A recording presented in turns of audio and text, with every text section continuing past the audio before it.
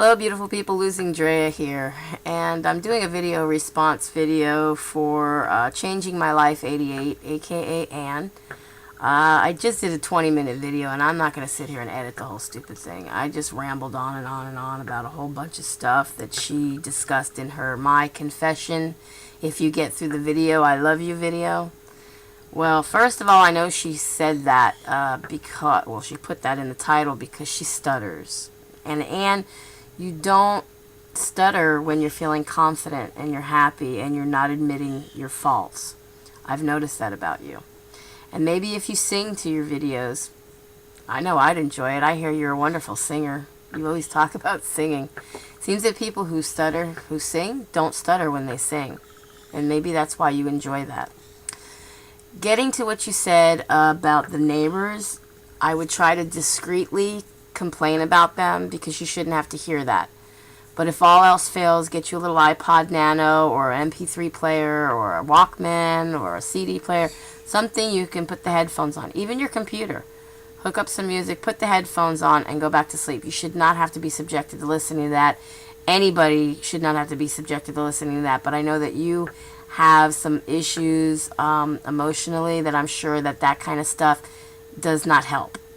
So do something about that so you don't have to continue to listen to it. When it comes to the food monster and your binge eating, I think everybody from their comments, you can tell we have all been guilty at one time or another of doing this. Getting upset and letting something that gets us upset get us to the point where we want to eat, grab whatever we can and eat stuff we can't.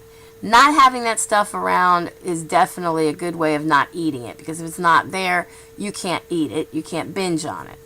But that's not always possible. You live with your family, your mother, your sister, whatever. You can't, they got stuff in the fridge and the freezer and whatever, and you can't tell them what they can't have because they already think you're crazy and they don't understand what you're going through or what you're trying to achieve. So try to have healthy snacks on hand, munch on a bunch of celery, eat a bunch of lettuce, salad, whatever. Try to choose healthier snacks to binge on rather than those non-healthy snacks, if at all possible. I know sometimes it's not. Getting to the rubbing of the thighs. We all have that issue too. I'm pretty sure, until we've lost enough weight where our thighs don't touch. You have these little boils that you speak of on your legs.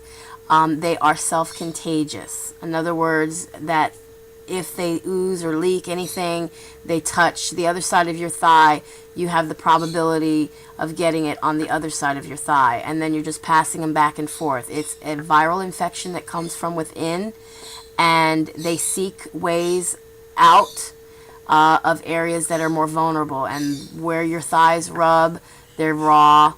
The friction of your skin, it rubs raw, and that's a more vulnerable area for these things to come out. Also areas where people would more likely sweat, where they have glands, sweat glands, these things would come out. You want to use a cream that's going to help. Desitin, here is some right here. This is a vitamin E and aloe. It's got zinc oxide. It's diaper rash ointment, but basically diaper rash is like tiny little boils, though, basically. So something like this can help. If it has a head on it and it has not been able to or come to a head where it can release the pressure, because the pressure you're feeling is this thing trying to just stretch your skin out so bad that it's not coming out, and it needs to. There's something called Boil, B-O-I-L-Ease, E-A-S-E. It's another cream, and you want to put that on it, and then you want to cover the area so that it keeps it warm and moist, so that it can eventually just come out. And then you can get more relief by the pressure of the inflammation being able to be drawn out. So there's a couple of things you can do with that. But when it comes to exercise, or any time of the day, you should get yourself some spandex workout pants. I would suggest biker pants, but I know for me, they roll up and they're a pain in the butt. I'm continually grabbing them by the legs and pulling them down. So spandex biker pants, the ones that come a little past your knee, just above your knee, down to the half of your calf. Those are all good, and they're stretchy, and they're going to help that your legs are not going to get the friction of the skin rubbing back and forth. The material is going to help them glide, like the Tony Little's gazelle, okay? They're going to glide back and forth, and they're not going to rub and get stuck and create that friction that's very painful, whether it's a rash, boils, what have you.